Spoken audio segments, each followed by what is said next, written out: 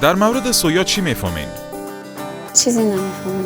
غذای پروتئینی است. مفاد زیاد داره برای صحت. چیز نمیدونم. سویا مانند گوشت یک منبع غنی پروتئین است اما بدون چربی‌های مضر. شما میتونین دانه سویا را پخته یا بریان کنین و یا با اضافه کردن آرد سویا به آرد گندم نان تهیه کنین. پس میتونیم بگوییم که نانی که با آرد گندم و آرد سویا جور میشه مقی‌تر است. بله و پروتئین مورد نیاز بدن شما را تامین خواهد کرد. همچنین تحقیقات نشان میده که نان سویا برای مدت بیشتر نرم و تازه باقی میماند. این نان ملایم‌تر و تازه‌تر است. همین بسیار قاق و خشکم است. پس این نان میتونه عضلات مرا قوی بسازه.